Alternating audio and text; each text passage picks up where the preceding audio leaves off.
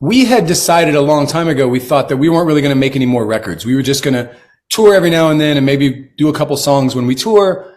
And then, after the whole lockdown, fans were really great. They held on to their tickets 2020, then they held on 2021.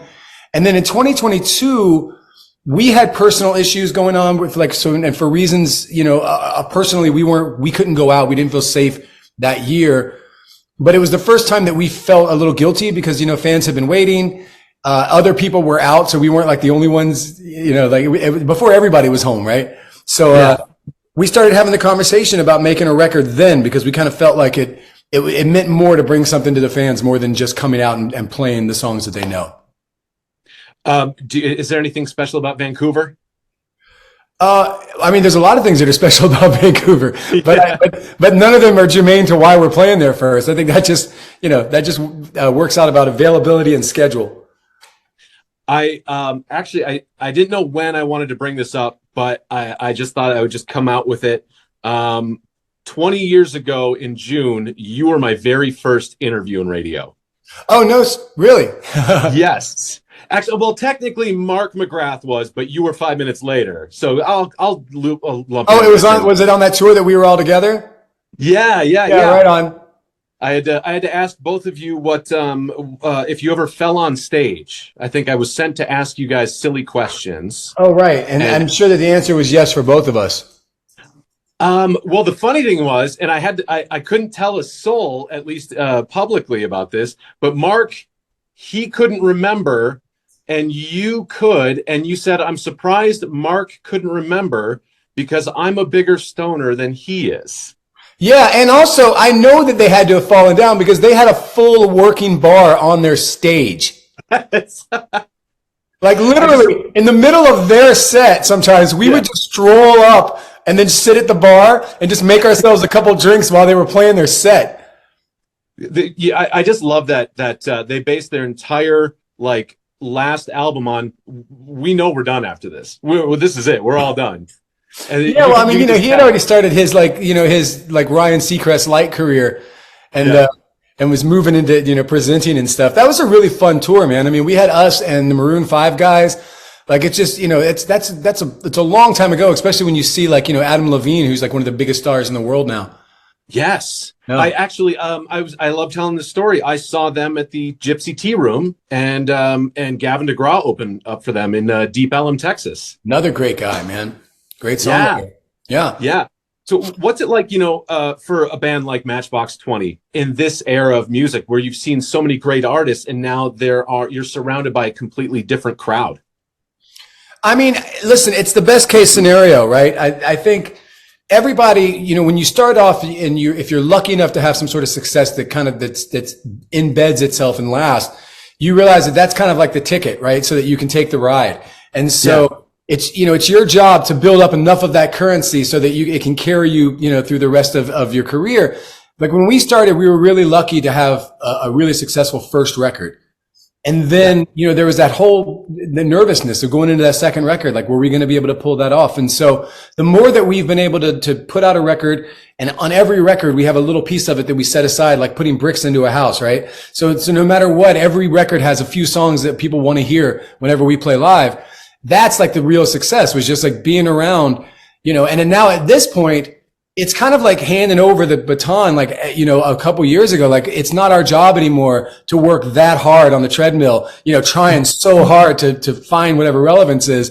We've already carved out our little piece in the totem, and now we have an initiated group of people that are excited, to see what it is that we have to do. And I gladly hand that over to somebody else, especially now. It seems like so much work. And you still carry probably that status, that sex symbol status that you did in the 90s. I doubt it. Every single girl in high school that wanted to marry you or thought that if I just go to the show, he'll see me in the crowd. Yeah, but we're all in our 50s now, and we all have kids, Now, how did you? I just want to kind of pivot a little bit here. What was it like waking up one day to find out that Smooth had become this mega meme? That was, it was really fun. Like, it's a funny relationship that Carlos and I have with Smooth. We were really happy and proud of it when we put it out. Then I think just like the rest of the world, we got sick of it for a little while. Yeah, yeah. And then it became like this snake eating its own tail, you know, and it became this parody of itself, which was really hilarious. Hold on, look at this. Yeah. I bought this for Carlos.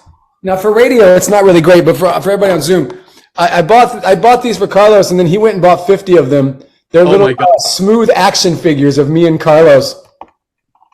That is so awesome. You know, I think it's a funny thing to any kind of major success that you have. There's two things happening at one time. You have to live up to it, and you have to live it down.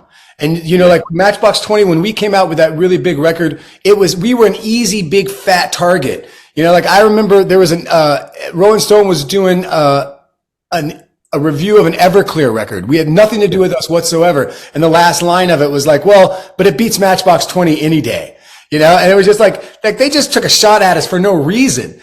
So you kind of learned that like, there's kind of a beauty in that parody. You know what I mean? And there's definitely a love, especially when we've lived long enough now to watch that come around again, where now it's just like an old classic rock song at this point.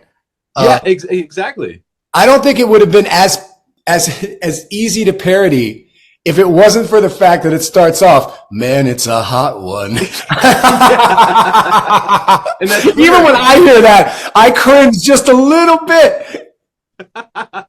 So you don't want to be spotted at a karaoke night and have someone be like, "That I'm gonna cue that one up for myself." Yeah, no, it's funny. John Mayer and I both realized that between Smooth and his song Daughters, we're probably at every wedding from now until the end of time.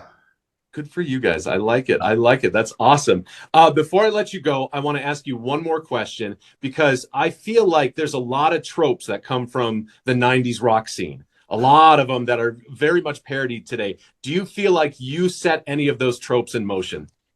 No, I think we just carry them on. A lot of those 90s tropes were just 80s tropes that 90s band, you know, were into. Like, I think my favorite one of all time, right, is that you're in the photo shoot and your arm hurts.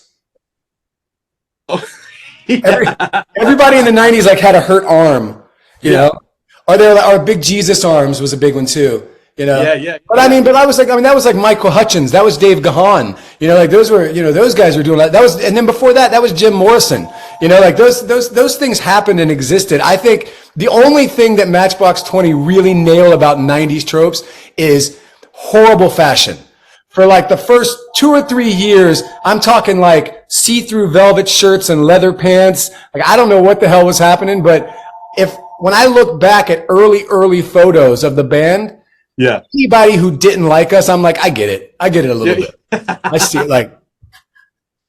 That's awesome. Rob Thomas, I want to thank you so much. The album is out on May 26th, Where the Light Goes. Single is out now called Wild Dog. Did I get that right? Wait, Wild Dogs. Yeah. Yes. All right. Cool. Thank you so much for joining us. And thanks, man. Good to see you. Thanks for hitting the road again. Yeah, good to see you again, man. I'll talk to you guys later.